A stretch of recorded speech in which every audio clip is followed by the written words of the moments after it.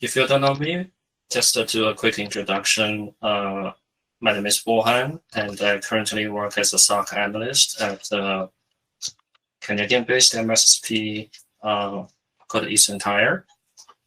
So I mainly enjoy doing blue team side of work. I consider myself as a blue teamer, and I'm currently holding a few certifications, Security Plus and PTL1, PTL2, CYSA Plus, and I'm also pretty active on the social media. If you want to connect with me, feel free to do so.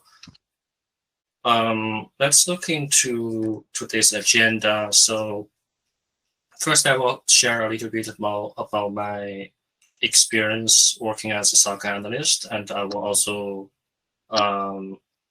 then we will going to dive into the SOC core skills. We're going to then we were going to look into some technical skills and the soft skills. I think it would be beneficial if you're new to the SOC or if you're planning to get into the SOC. Then we are going to look some common tools that you may encounter if you moving into the SOC.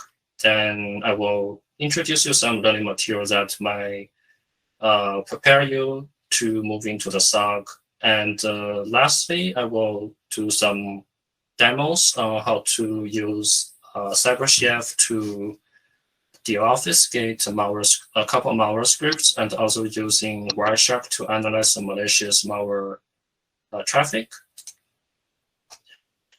So just talking about the work experience I had working as a SOC analyst. So I started my career about 1.5 years ago.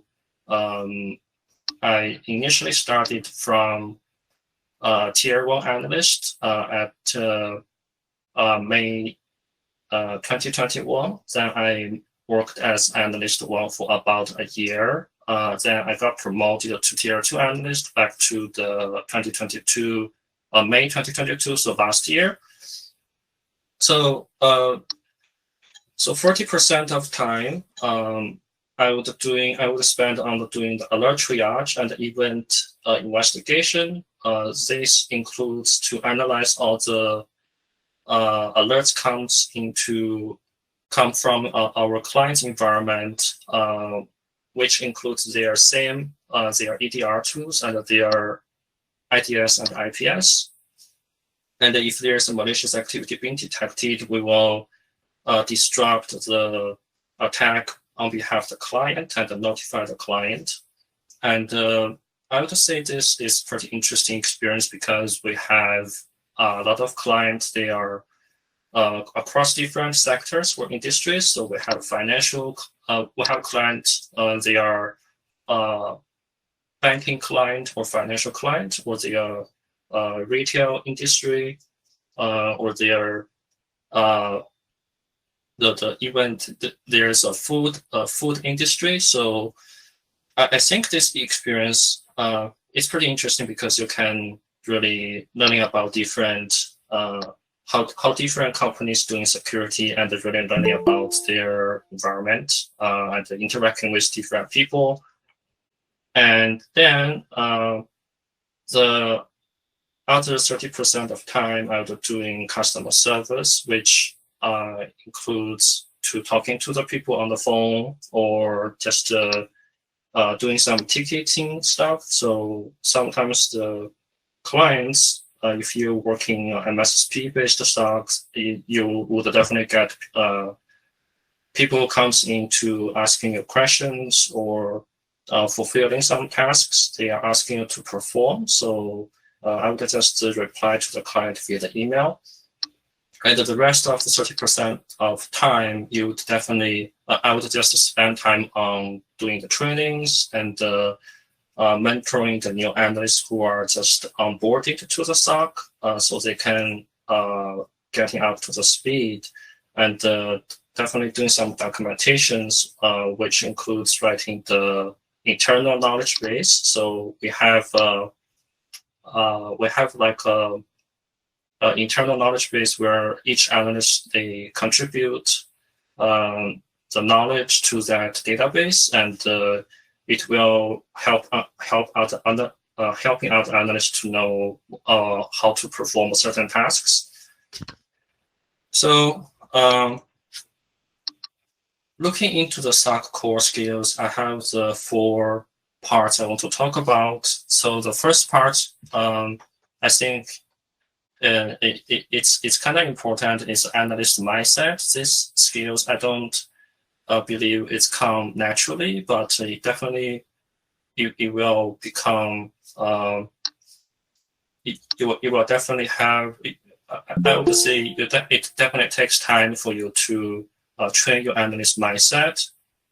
So when talking about analyst mindset, I'm talking about you should be able to distinguish what is normal and what is not normal. If you're working on SOC, and you should definitely be able to understanding different attacks or the new attack trends. So let's say if there is so I listed like there's an Azure logon location. So those are some questions you could ask yourself when you're performing an investigation. If there's a alert comes out, say triggered by your SIEM tool, and if there's an Azure logon activity, say a user logged on from Azure location at Azure time, definitely you should take further steps to investigate that activity and figure out what's going on. And there also, you should also, if you're getting an alert triggered from your EDR, you should looking for some places such as Azure ports, Azure processes, Azure command line, and unusual file names or file paths, registry changes or network connections or unusual services. So I'm talking about the malware. So most of these questions is related to the malware-based alerts. So next, I want to talk a little bit about the communication skills. These skills is often being neglected by many people, but it's really crucial if you working external-based MSSP. You will have the chance to interact with a lot of people or the clients. So you should definitely have a good communication skills. This includes the presentation skills, documentation skills, and you should be also be able to talking with people on the phone and writing the professional business emails. And next, I want to talk a little bit next skills. I think it's also important is you should be able to understanding the latest threat landscape, because the threat actor, they're always trying to adapting the defense measure you put in place. So I would say you should keeping up with the latest threat landscape, such as the new malwares or the new 0 days or new vulnerabilities or the new attack trends. So you should be following those news as they come out and apply them to your own environment. And the last but not the least, I would think every single company, they have certain tools you are required to know. So if you join the SOC in the first couple months, I think it's a good idea to learning the tools the company use as much as you can and get a good understanding, because the tool is only as good as people who are using them.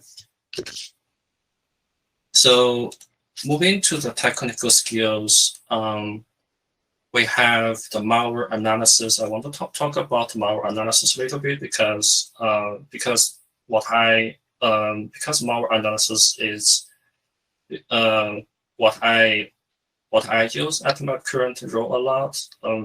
We have a lot of clients. Often they will have the users download malicious malware. Say, if the user got phished, they will open something from their email.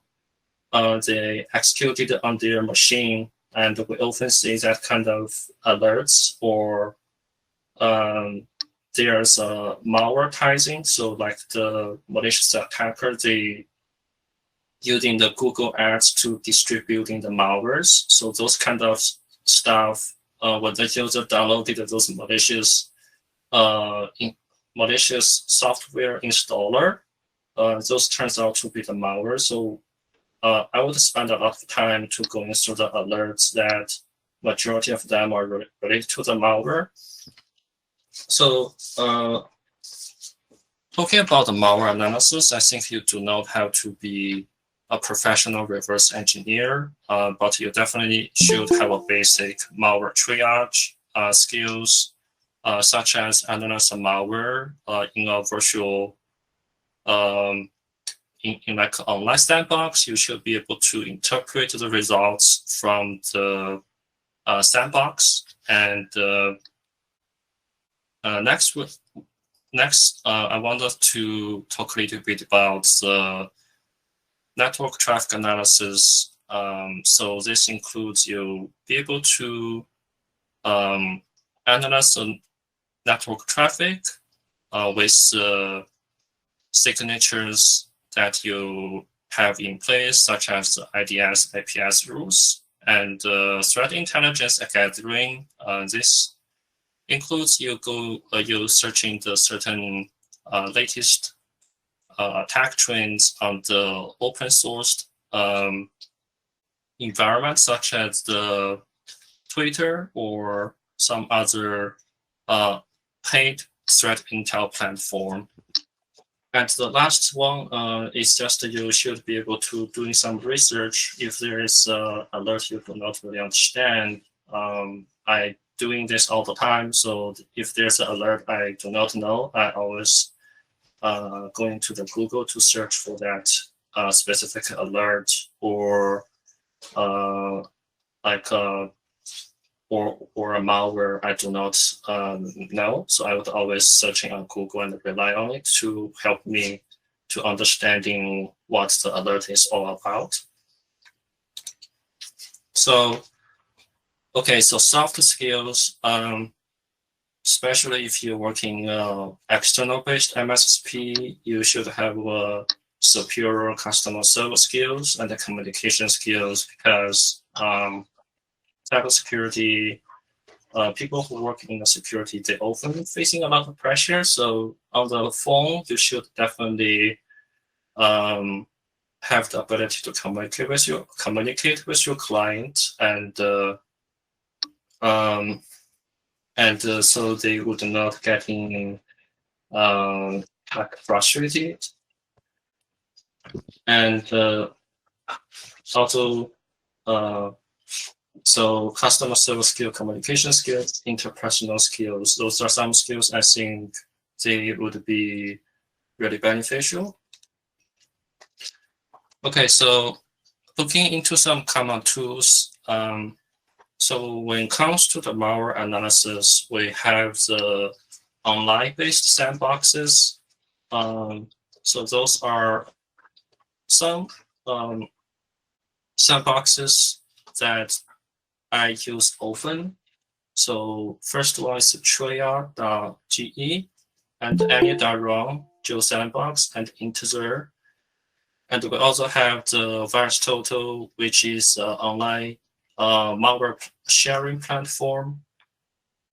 And the URL scan is a tool that you can scan a URL, especially useful when you're doing the phishing analysis. And Flare VM, so it's a virtual machine distribution that developed by the FireEye. So especially useful when you want to analyze the malware sample in your local machine. And we also have the CyberChef. So this one I will do a demo later. So you can use CyberChef to decode or deobfuscate a malware you encountered in a security incident. So I have we have the Twitter and the Twitter deck. Those are used for gathering the threat intelligence. So if we have some new attacks come out, just to show you very quick. So Twitter deck. Hello, Bohan. Sorry for the interrupt. We cannot able to see your screen. Okay, so you cannot see my screen? Yeah. Did I not share my screen? Okay. Did you see my screen earlier or? Yeah. We can see it earlier, but we cannot see now. Oh, okay. Yeah. I think I'm just going to share my screen. Can you see my screen now?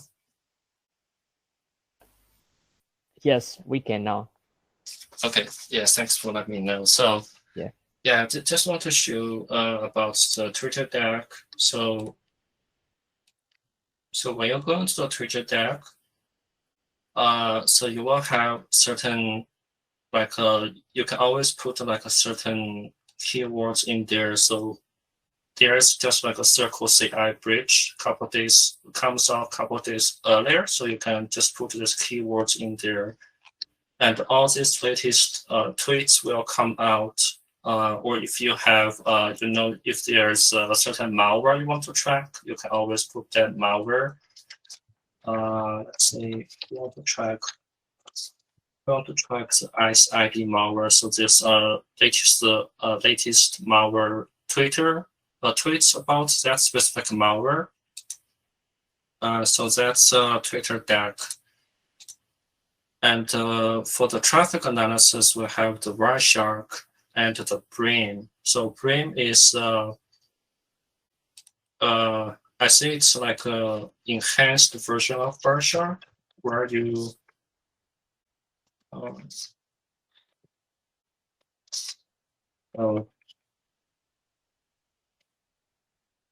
so this tool is basically built on the so you can actually upload your PCAP file to the Brim, and it will they have the built-in 3 guard rules. So when you feed in your PCAP traffic, it will automatically detect the alerts triggered from the 3 guard rule. So it's really helpful to learn about. Okay, so next I want to talk a little bit about learning materials.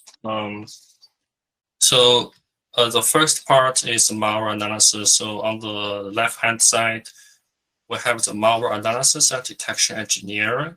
So this book covers a lot of like basic concepts on how a malware works, and they will going to teach you how to do dynamic and static analysis on the malware. So you will have a really good understanding on how malware work at a basic level once you finish this book. And in the middle of the book, we have the malware analysis technique. So this book is more advanced. You will learn some techniques that you can automate to doing malware analysis. And on the right-hand side, we have the mastering malware analysis. So I haven't had a chance to get in this book, but the authors for this book, who wrote this book, are pretty famous in the malware analysis community. So yeah, so I definitely recommend you to give a read if you have the chance. So next we have the books I recommend for the SOC or the instant response. On the left-hand side, we have the Blue Team Handbook. So this book, it will covers a lot of, it basically just introduce how a SOC work. So it will introduce you a lot of items from the high level and will then go into the deeper level, such as how to create use cases for the SIEM or for your threat hunting program. And in the middle, we have the instant response techniques for ransomware attacks. So this book, I definitely recommend you to give a read because there's a lot of like a ransomware attack these days, and you definitely should be able to, you should definitely understand how the ransomware and how their operator works if you want to defend your company or your clients from this type of attack. And on the right-hand side, we have the applied instant response. So this is pretty much based on the MITRE attack framework. So it covers how to apply the IR process on each stage for the MITRE. And it goes into a lot of details on the instant response. So definitely recommend. So next, I want to talk a little bit about this CyberChef course. So it's a paid course, but if you have the budget, I definitely recommend you to take it because it will teach you a lot of basics, from the basics to the advanced malware analysis with the CyberChef. So it definitely will be useful if you're working in the SOC. Investigation theory. So I was talking about the analyst mindset earlier. So this course, it actually will teach you and train your analyst mindset.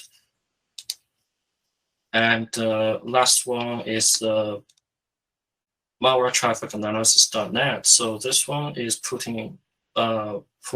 together by the security researcher.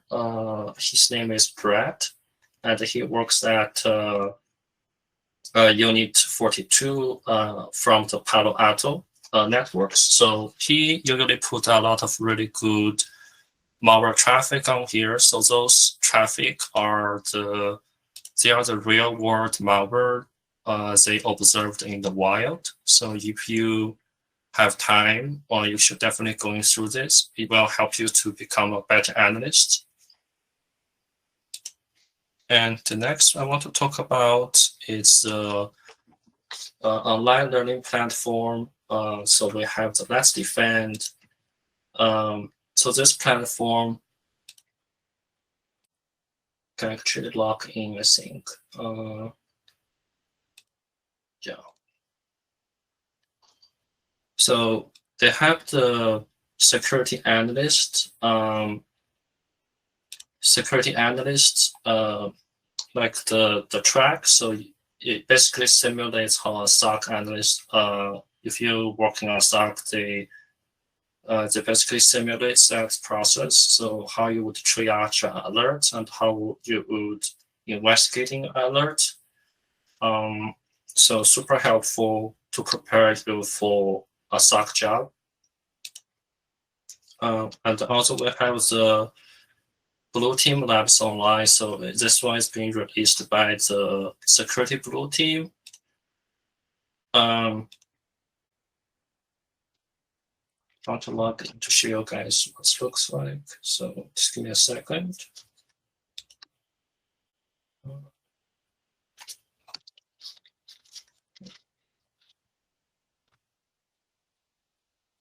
Oh, it has a lot of different rooms. You can,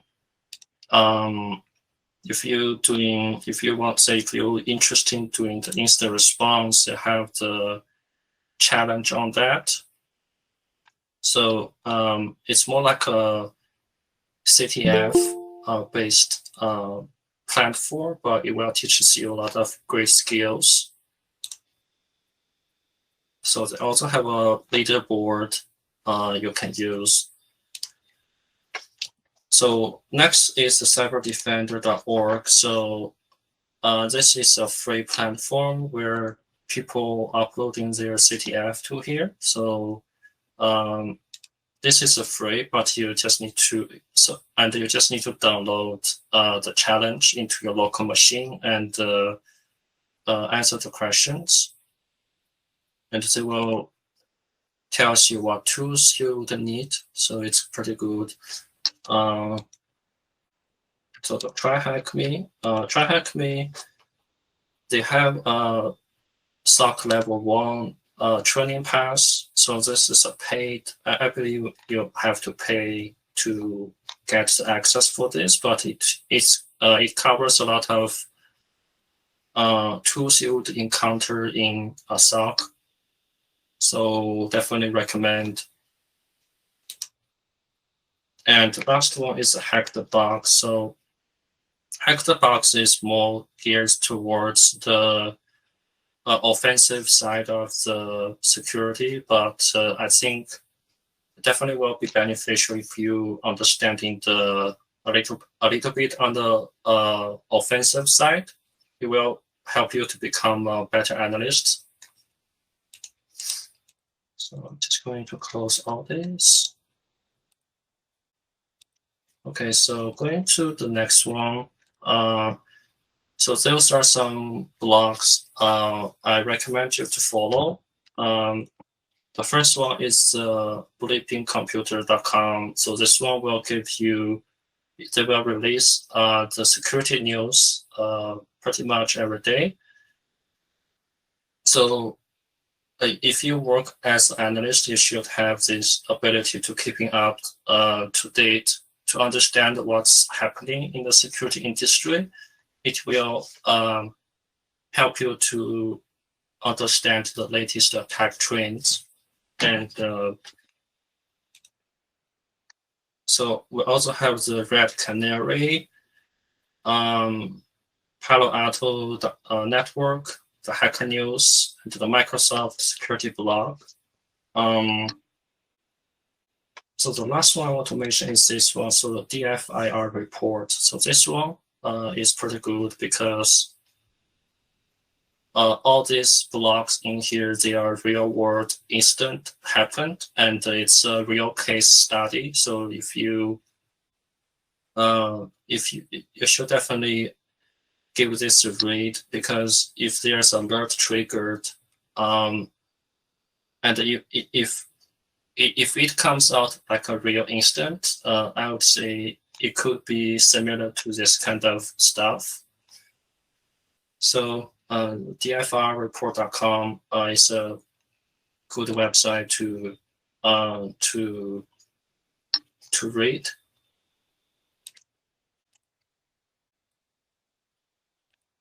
Okay, so communication skills. I'm not sure how much you guys in here like actually fluent in English, but I was born in China, so I don't so we don't really like teach English from when I grow up. So that's definitely, after I moved to Canada, that's kind of like a struggle for me. So and even when you move, like when you joined a company where you have a lot of different clients, you're expected to speak with them on the phone, sometimes, which definitely requires you to have good communication skills. So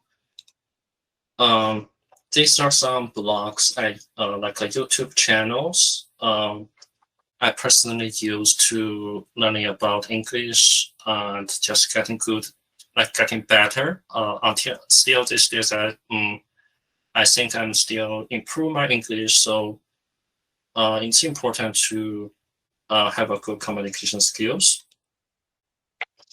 Okay, so next, last one, I just want to talk a little bit about the demos.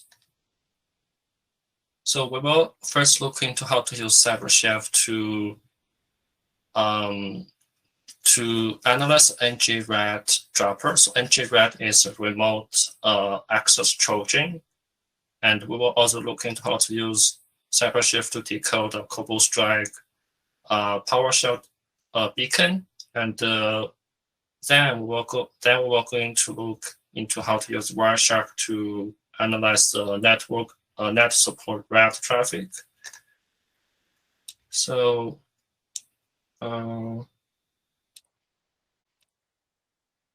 so I have my Flare VM opened here,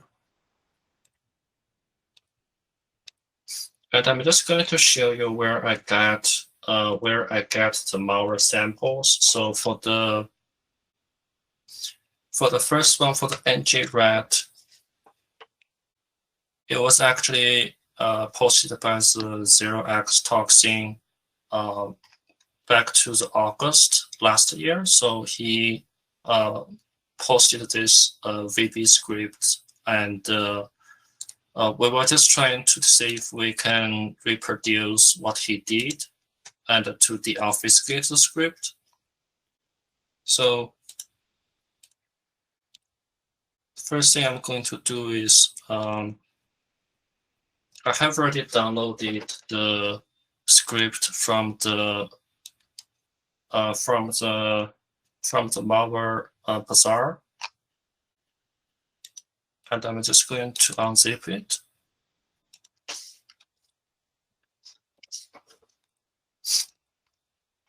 So we have our script here. So I'm just going to load it into the Visual Studio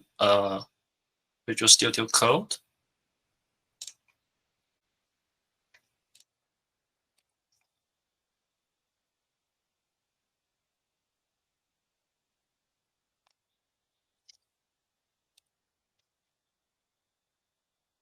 Okay, so I think this is not the yeah, I'm going to download the original script because that one I have already edited before, so I wanted to show you guys the original script. Give me a second.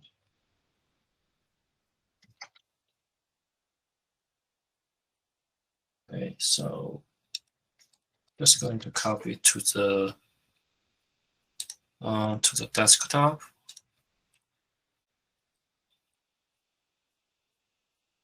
And unzip it.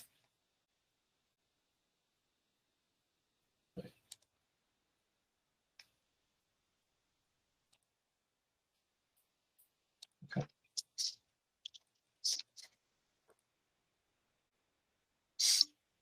Okay, so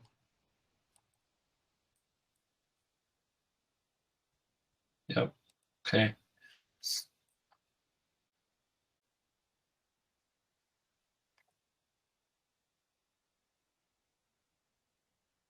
I'm just going to open the code here, so we see that this is actually being obfuscated. So you just there's a lot of like gibberish data here. It was used to try to the threat actor was trying to use this to confuse us. So the first thing I'm going to do is to scroll down to the middle of the script. We see that there's something, there's some strings here that might be something we want to look into further. So, and we see there's a double equal sign. So that might be this. So we immediately will have the thoughts coming into my mind is that this might be a base64 script. So we just need to try to decode this.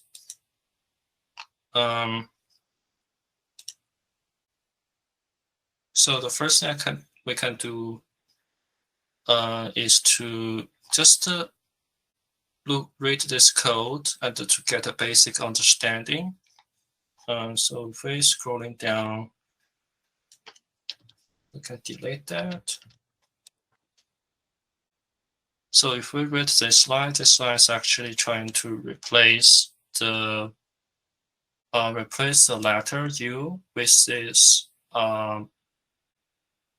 with these characters. So this character is intentionally being inserted by the threat actor to obfuscate their script. So we know that we need to replace this string to the character U when we try to decode it. So I'm just going to copy this whole thing into the cyber chef.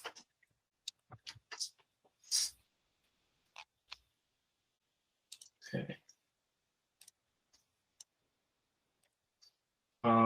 So first thing I'm going to do, since we already know we need to replace these characters with the letter U. So I'm going to use font under replace.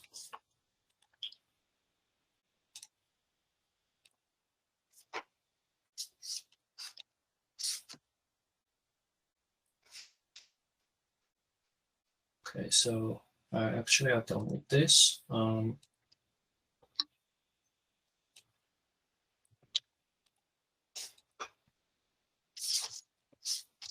So those letters are being replaced by the letter U.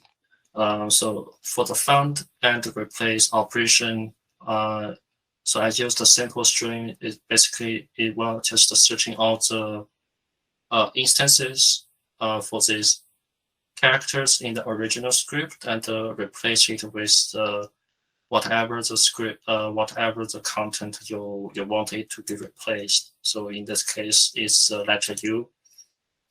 And then I see that here we have we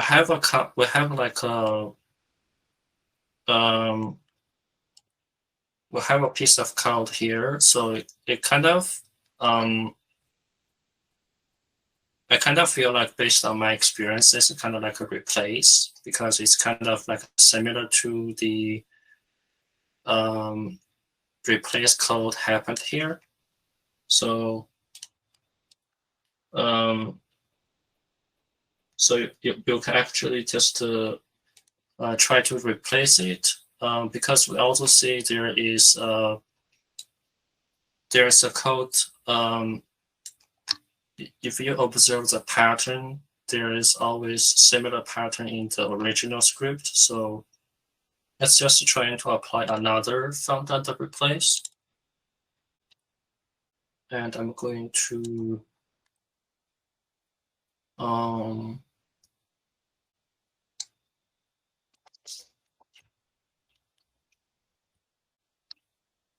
yeah, I'm just going to just give me a second.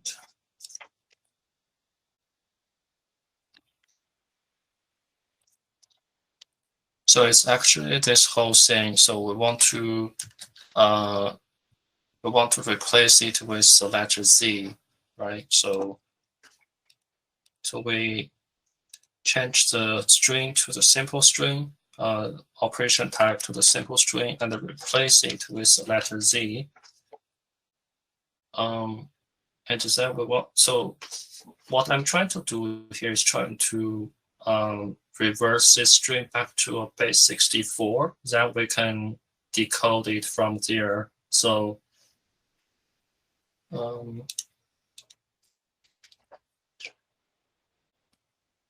so I'm just going to okay. So next I will try to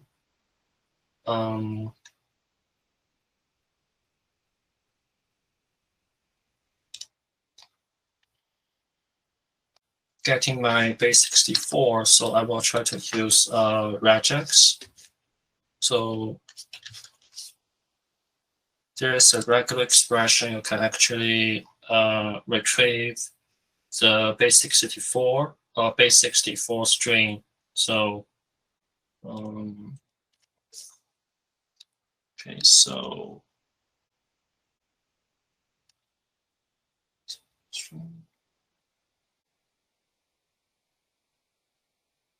Okay.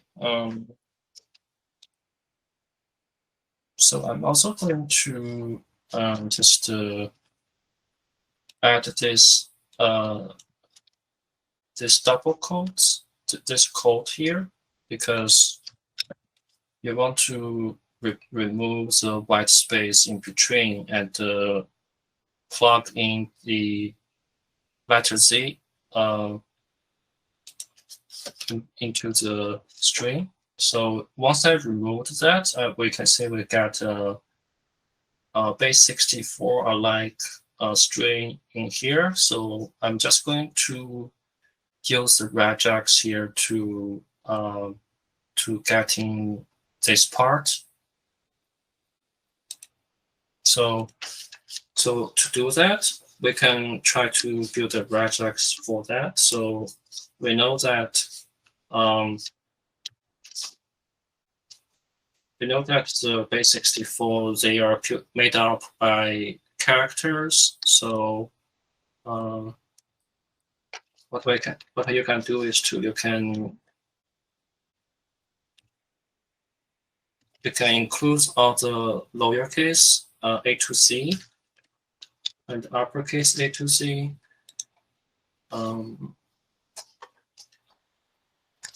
Okay, so I think I did something wrong here. So you want to the brackets. The brackets is actually you use to include the character. So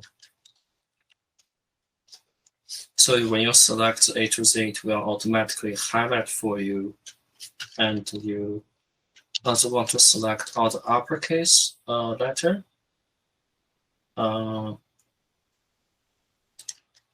Then you want to select the numeric numbers. So select 0 to 9. And we see in the base 64, there always a double equal sign. So we can include that in our base 64 regex.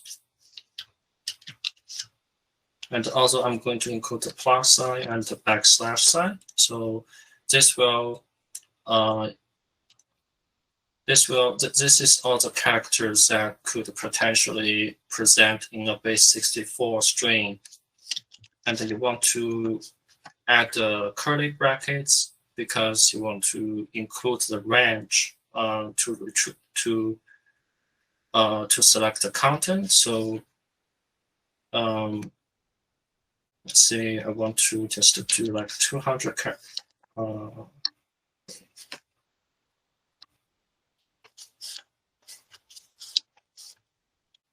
Yeah, if I do like minimal 30 characters, and if I do not put a second parameters, it will just select everything after the minimal 30 characters. So here we have our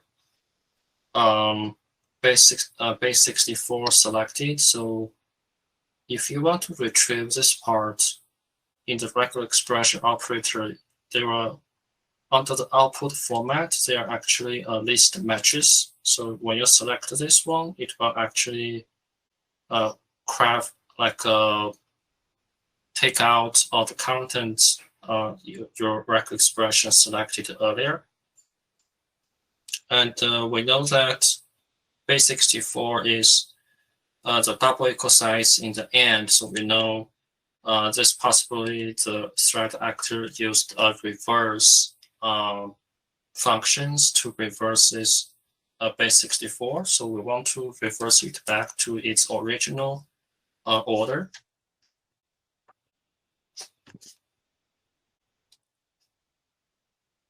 Okay, so we have this script here. So it looks like actually it's base 64. So we're just going to apply base 64 on it. So to convert the base 64 back to the plain text, you use from base 64. You will also want to decode it because this is being encoded with like a Unicode. So you want to decode it with the decode text.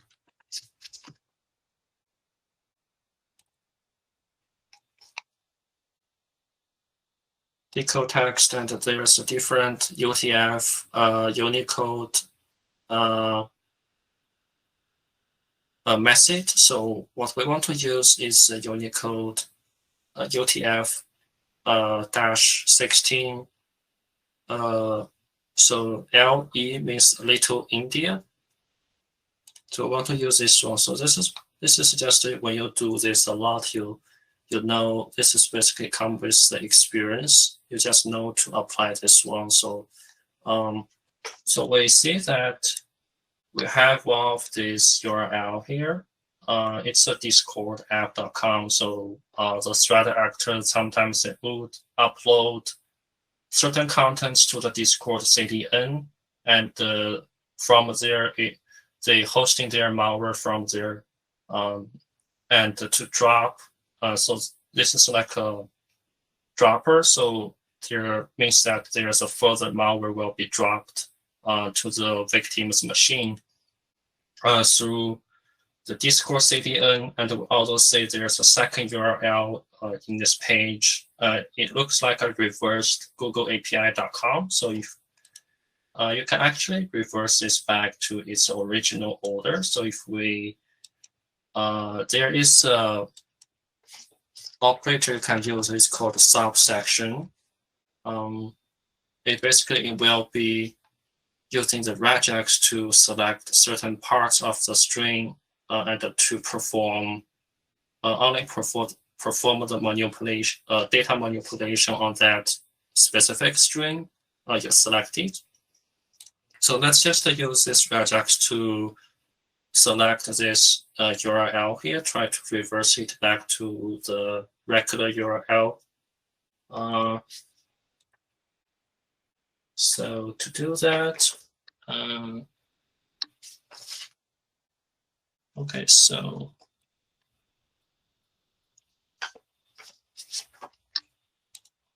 what is to select? Let's see.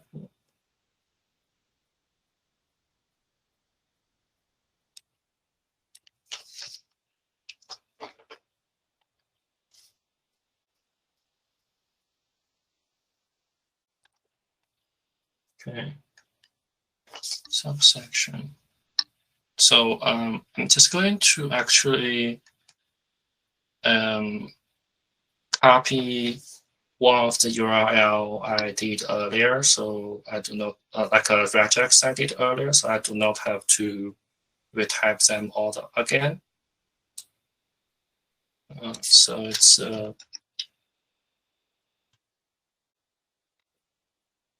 so it will not show anything because all the operation is happening in the back end.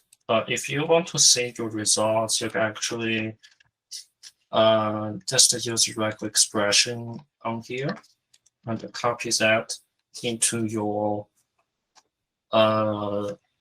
regex input field. So here I selected this F2 as the starting point and selected this. So this dot and the star sign means that you will select everything in between. So between. So I started from F2 and I selected everything in between until the end of the regex, which is the /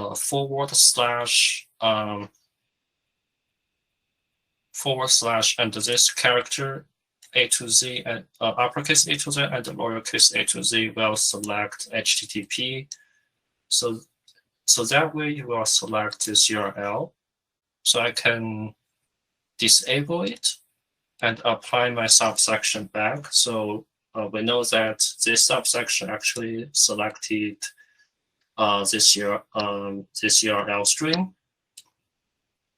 So what I'm going to do is to perform a reverse on it.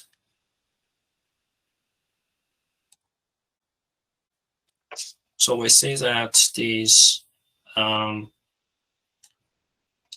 URL was being reverted back to its original format. And if you want to extract out the URL only, you can use the URL extract. But before you do that, you want to apply a merge. So what the merge does is that so the subsection, it divided the string like so the subsection it selected certain string in the script, and you want to, if you read the merge, so you merge them back. So you want to use a merge to merge all the string back to one single piece. And you're just selecting the URLs. You can use the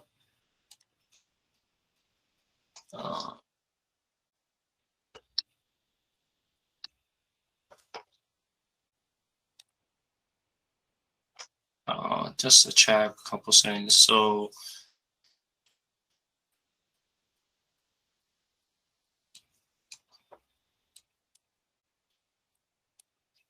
yeah, so you can actually use a regex here.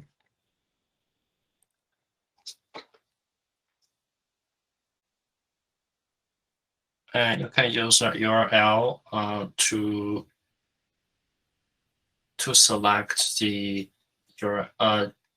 URL, so you can see what URL is being selected if you use this per made URL regex. But we see that at the end of the URL, some extra characters was being selected, so we want to get rid of those.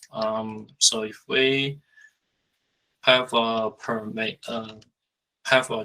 I just built early myself, so I can throw here. So this will select HTTP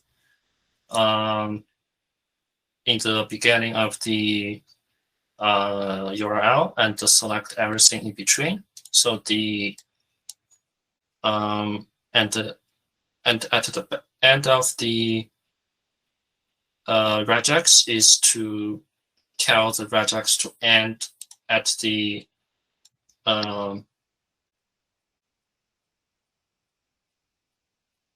just to tell it to end of this URL. So I use this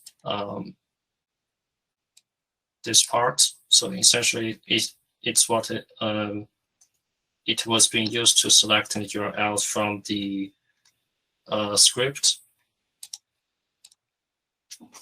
And if you apply a list of matches, you will see that the URL was being selected. So so there are definitely further steps you can perform. You can download the malware hosted on these two URLs and to perform further analysis. But that's topics you can explore on your own, because we are just focused on the how to use CyberChef here. Okay, so this is my demo one, and I'm going to talk about how to decode a step like a Cobalt Strike PowerShell beacon. Okay, so the Cobalt Strike PowerShell beacon I got it from the Spooky Sec from his blog. So he has a blog to talk about how to deobfuscate a PowerShell beacon generated from the Cobalt Strike. So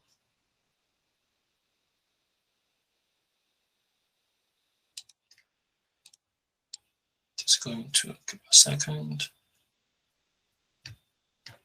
So I'm going to copy this.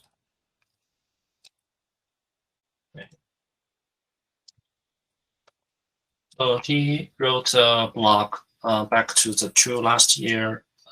So this is what he did on this live Corporal Strike Beacon payload. So there's the payload being hosted at this domain, and this is actually part of the malware traffic.net. This is actually being put by the malware traffic analysis.net. It's associated with Quackbot malware. So the threat actors use the Quackbot to deploy the Cobalt Strike to the victim machine. So we're going to analyze that Cobalt Strike beacon. So I'm just going to delete this, clear it. So Spooky Zap, he archived that PowerShell payload because the original payload is no longer live on that URL I showed you earlier. So we'll have to go into the web archive to retrieve that malicious payload script. So that website is actually on the Wayback Machine. So he used the Wayback Machine to save all this script content here. So we can just select all of it.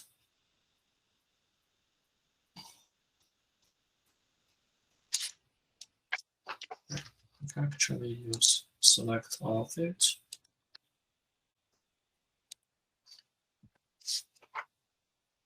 So just copy to here, so we can use CyberChef to see if we can extracting the final beacon config. That's our end goal. So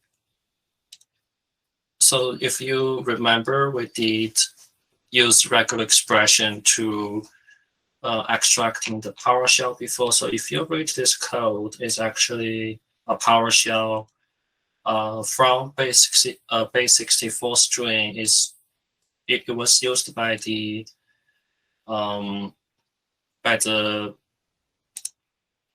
PowerShell beacon.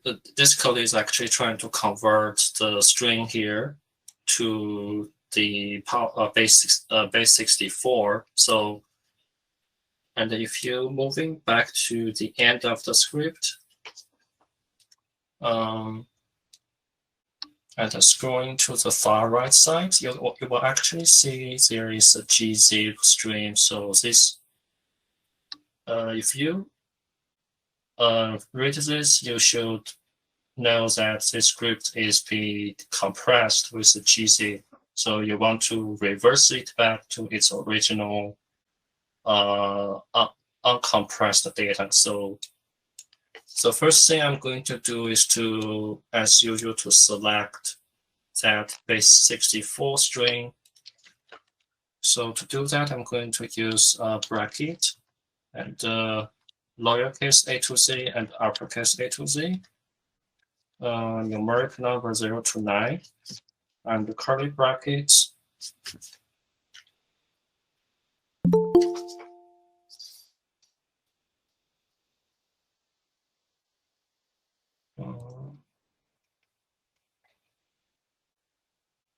Yeah, it's getting slow because I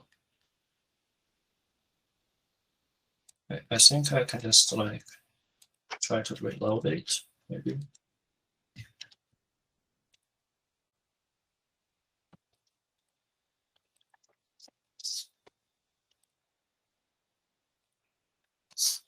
Yeah, I'm going to reload it because it was phrased earlier. Oops.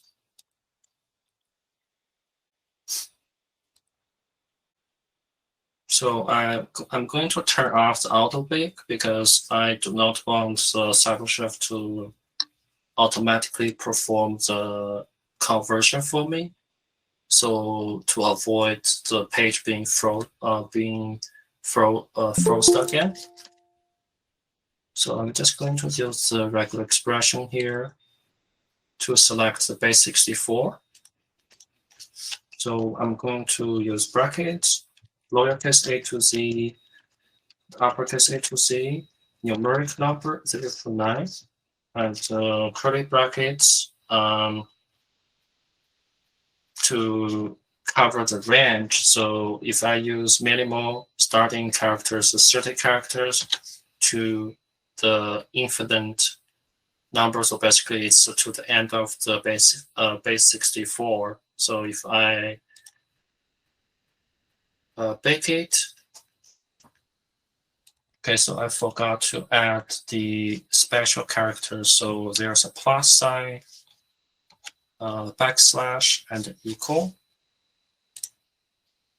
So if I apply the bake, we will see that the script was actually being selected and highlighted for us. So if you remember, we use list matches to extract out this base 64 string. So we see that the string was being extracted, and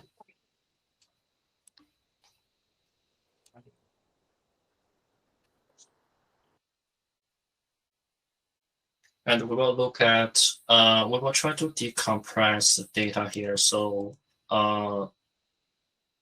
we see that earlier that the script was being compressed by the gzip. So we are going to just apply a g_unzip. There's operator you can use. And we try to zip it. We try to use g_unzip on it. Wait.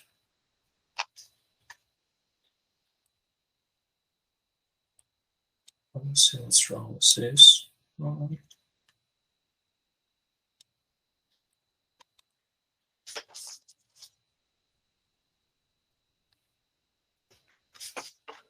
Okay.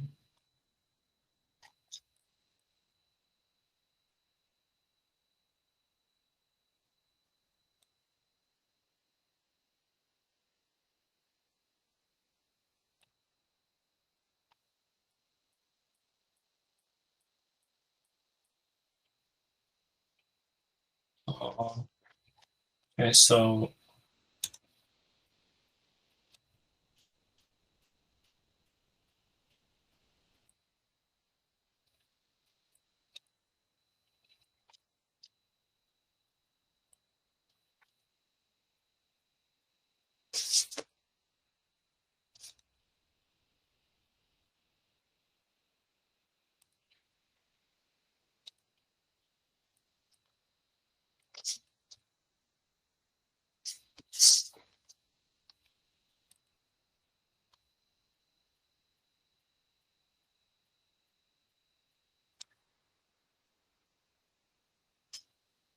yeah, so just trying to see what went wrong here. So just give me a few minutes.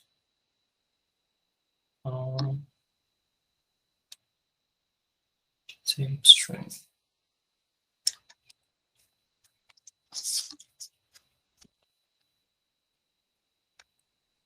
I'm just going to, I think there's something I did wrong. Just going to select, just bake it again because I selected all this base 64.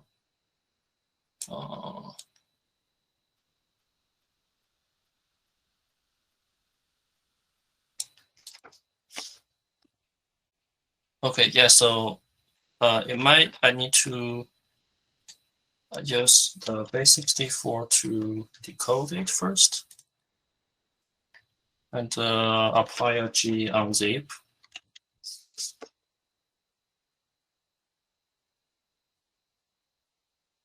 Yeah, so you have to apply the base 64 before you apply gunzip based on the code, the PowerShell code we see here. So here we have this is like a Cobalt Strike beacon.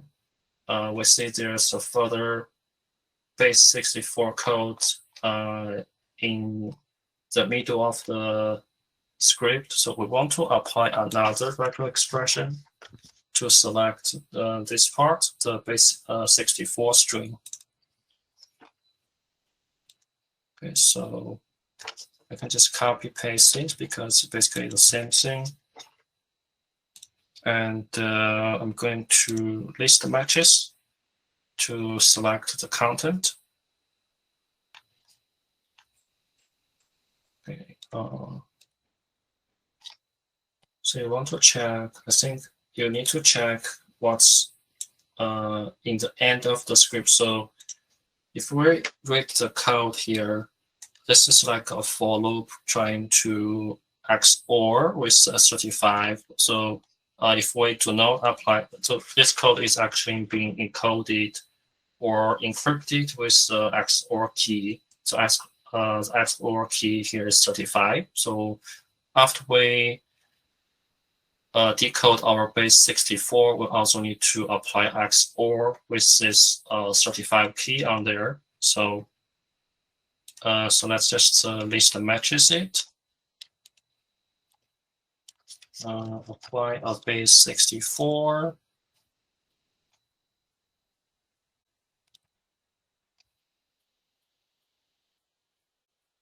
So if you do not wait. So you need to apply X4 key on there to decode it.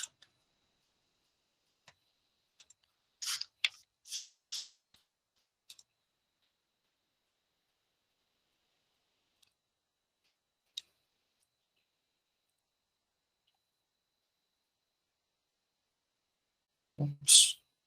So I'm just going to, possible it's decimal. I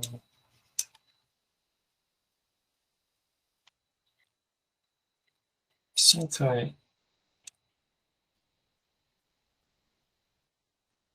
wait.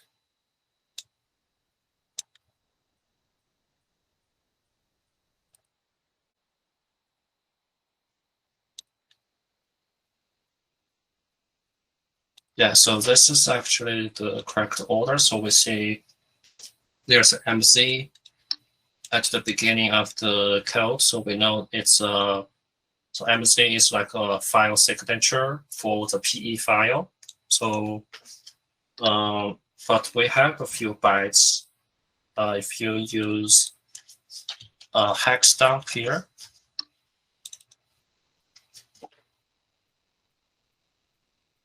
so we see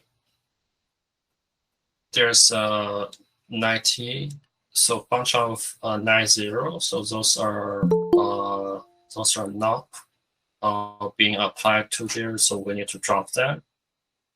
So we can to drop the additional bytes, we can use a drop bytes operator. So we want to drop the 6 bytes. So we got this PE file. We can actually save it to our local machine. So we're gonna save it as the download.dat.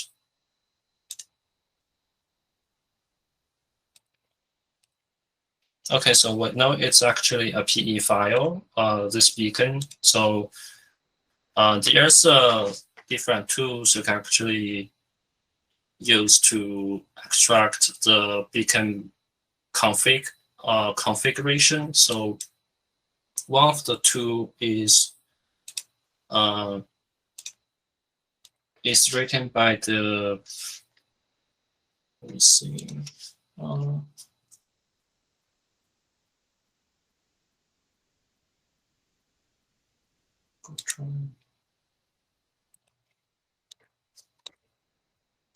Yeah, so the 1768. Here's a tool can actually automatically extract the Cobol Strike beacon. So if you just search it,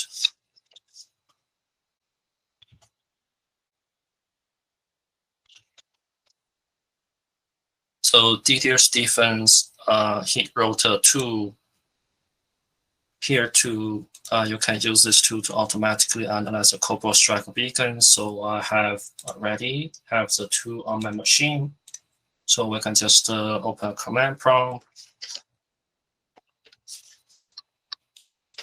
And we're going to the download folder. We're going to the folder for where the tool is. And we're just going to run a Python script. Just run this Python script, and I'm just going to drag this downloaded PE file to let the script automatically extract the beacon config for me. Okay, so we see that this is like a Cobol Strike configuration. So it uses Windows Beacon HTTP's reverse HTTPS. So if you familiar with like Metasploit, it's kind of like a similar concept. You will have the Windows reverse HTTPS beacons here. It's similar concept in the Cobol Strike, and it uses port 8080 to communicate on the C2 server. And this is a user agent the C2 uses.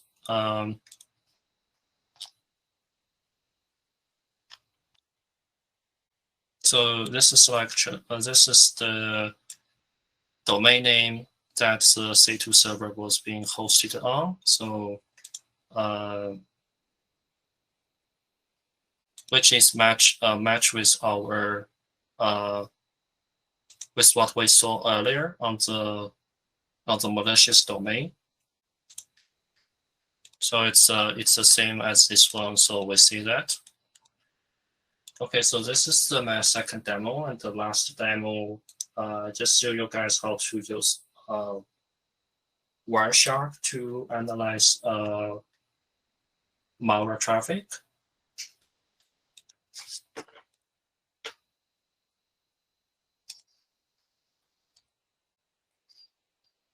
Okay, so the traffic we're going to look into is the net support rat.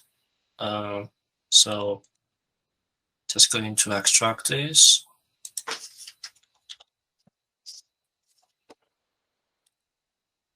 So there are two PCAPs, so we can actually load both of them to our Wireshark.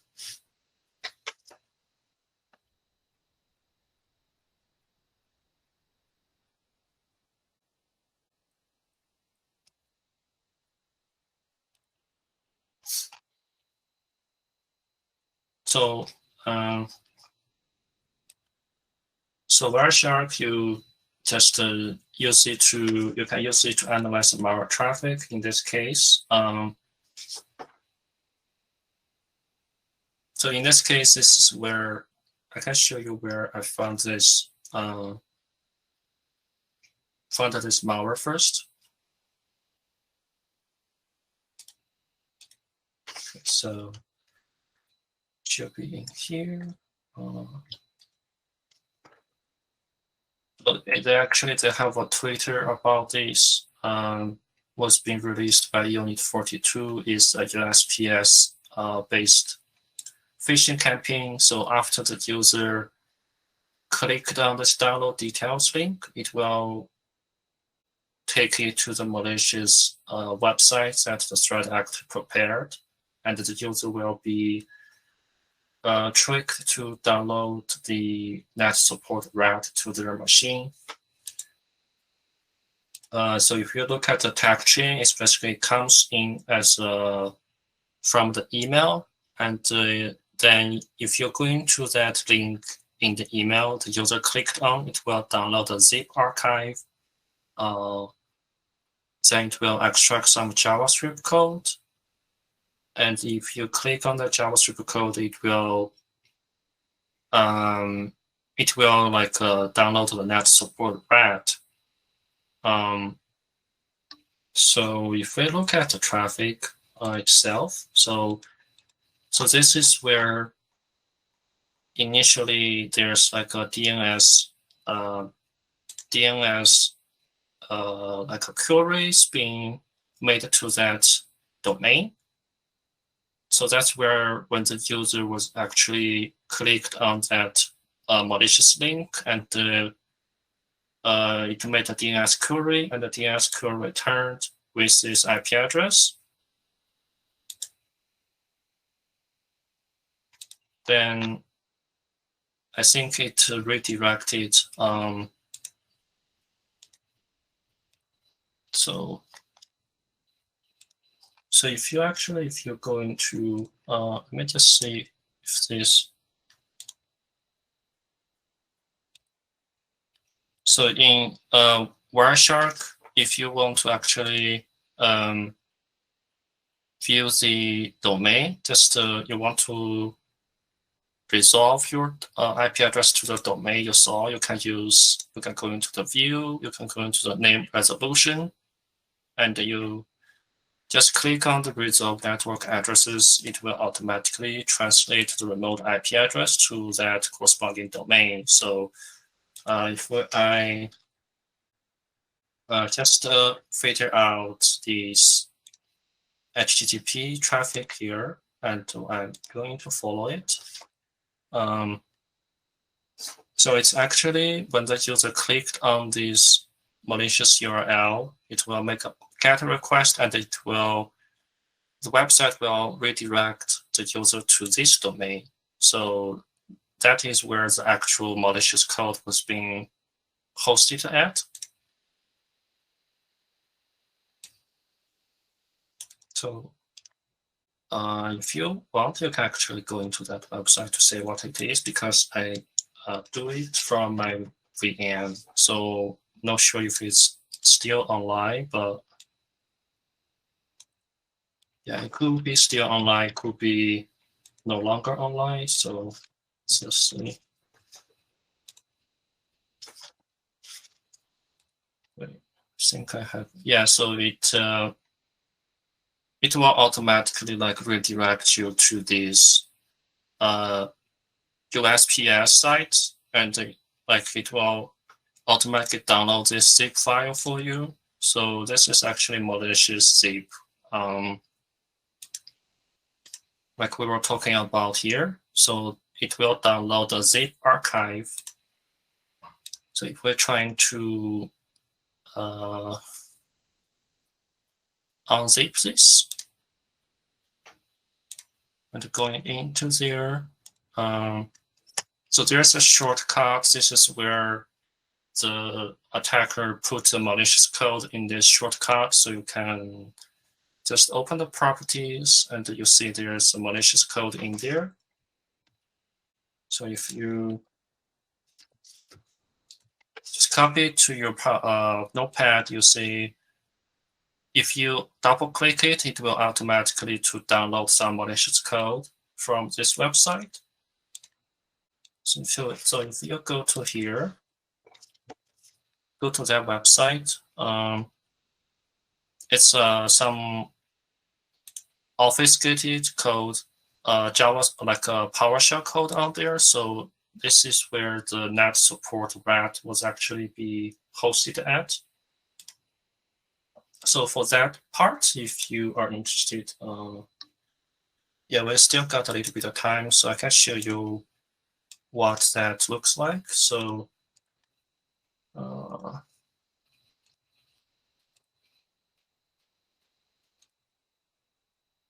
okay, so I just kind of close this.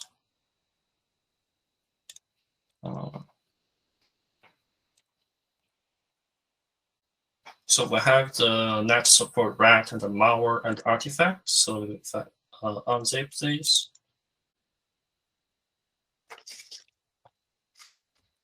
Just unzip it with an infected. We see that JavaScript, actually, I think it's it's this JavaScript file.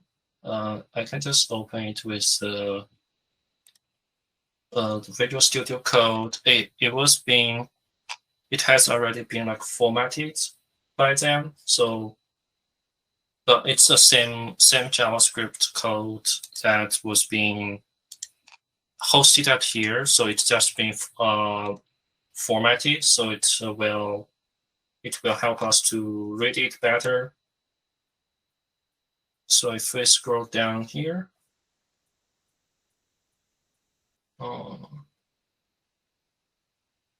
wait, I think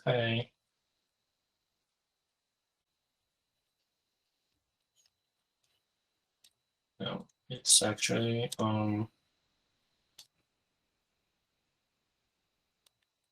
sorry. So it's actually this text file. It's not that JavaScript file. It's the text file is what was being, this PHP page is what is actually being hosted at this website. So it's you've got the same content and they are being reformatted. So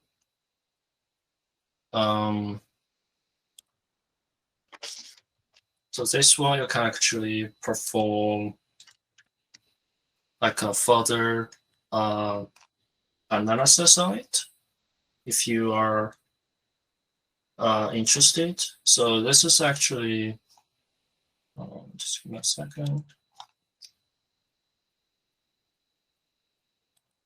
I'm going to open a new file here.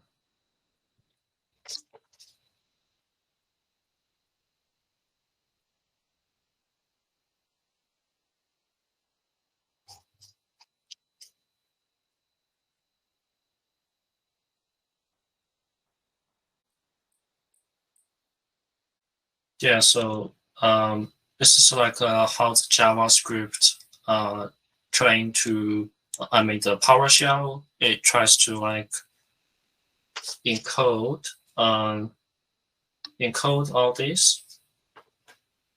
all this content here. So there's articles.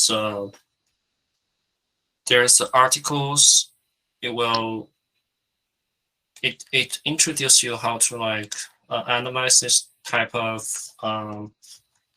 PowerShell script. So just going to show you guys. So PowerShell analysis. It's from the tree arch, I think. Now it's report future.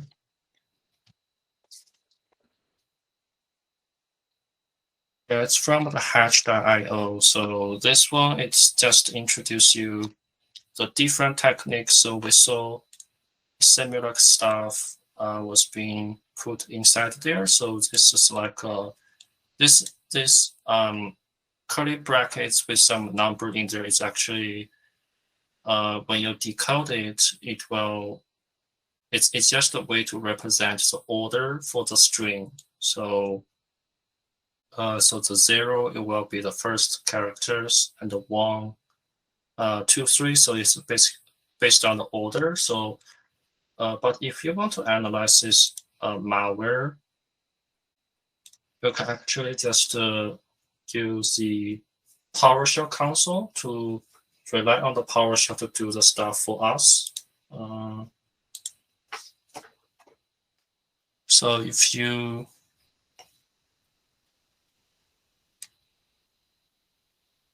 just select this part, right? So you go into the PowerShell, the PowerShell IDE.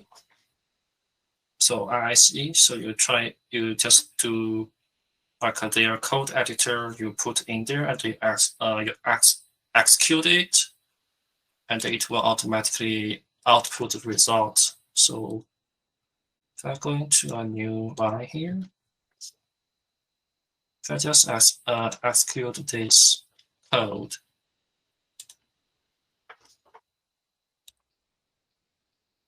okay,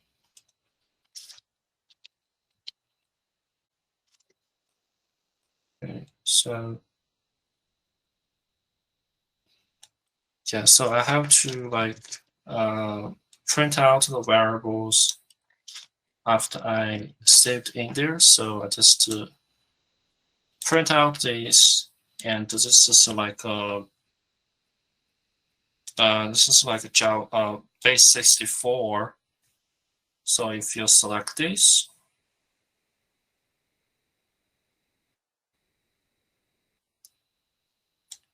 it's we see that it's a start with H4S. We know it was being compressed. So if you just use this CyberChef again to decode it,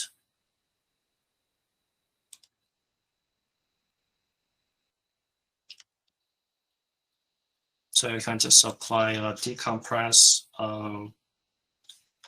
like a G on Z out there. And that also apply a base 64. Oops.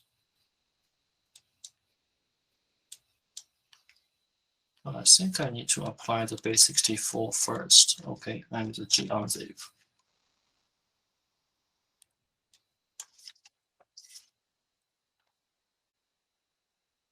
And there's another base 64.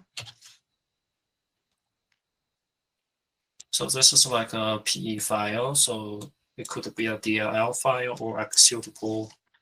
You can just go into getting its hash if you want to. You can search this on the VirusTotal very quick.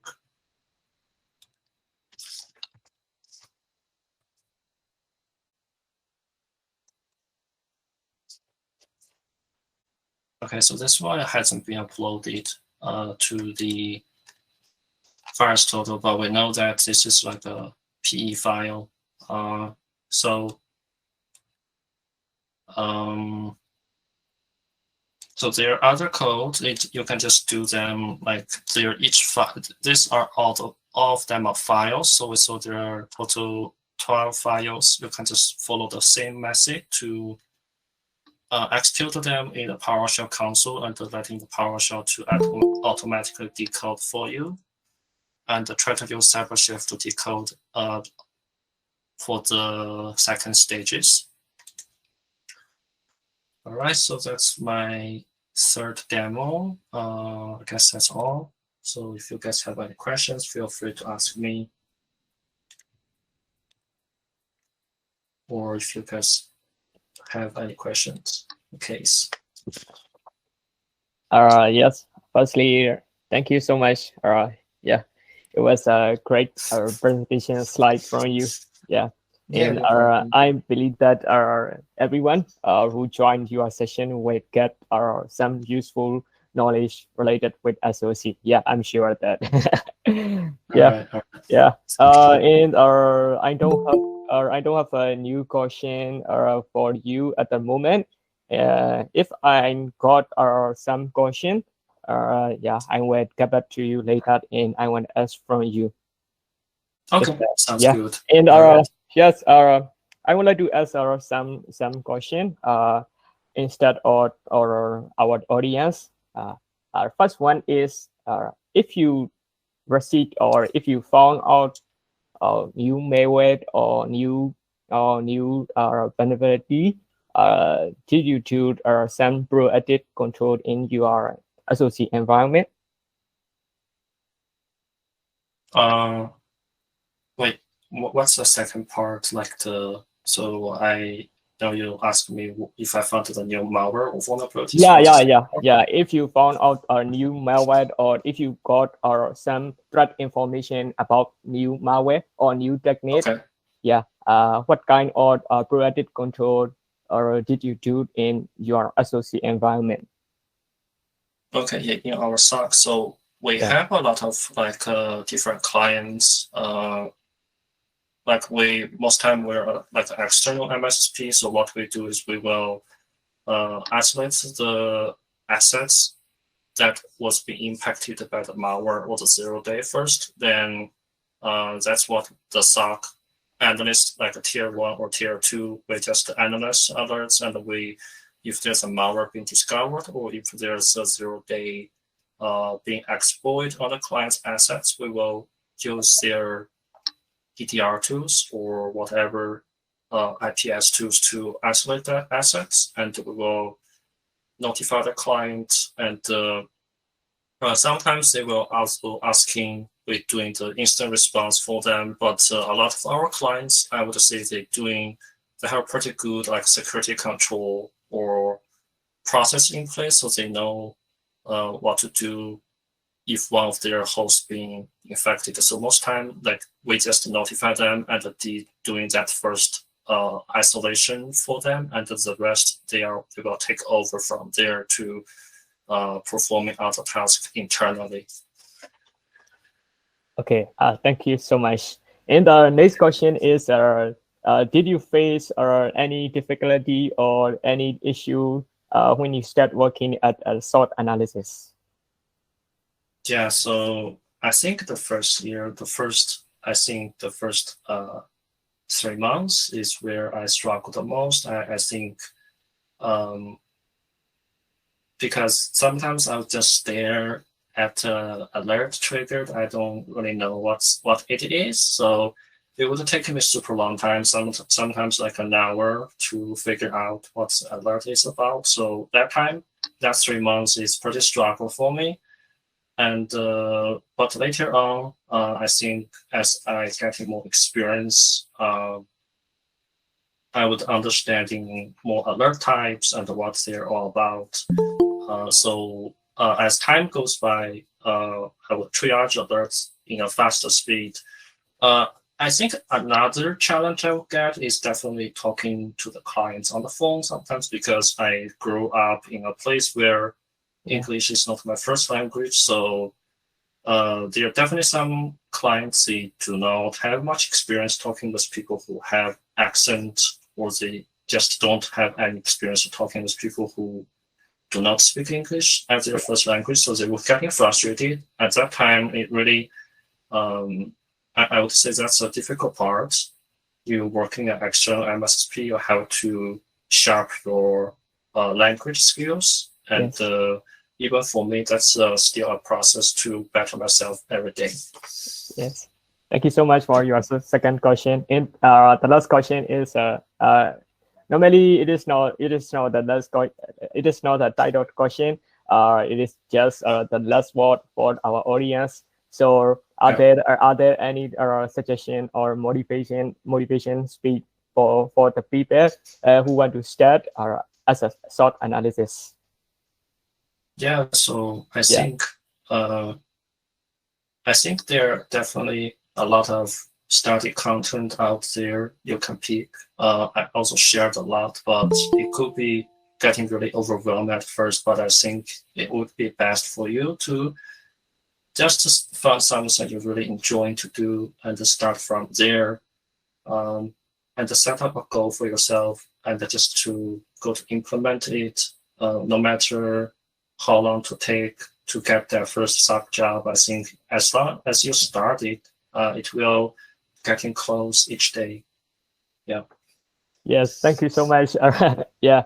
So that's all for me for today. Thank you so much, and have a good night, Bohan. And really appreciate your contribution as a speaker.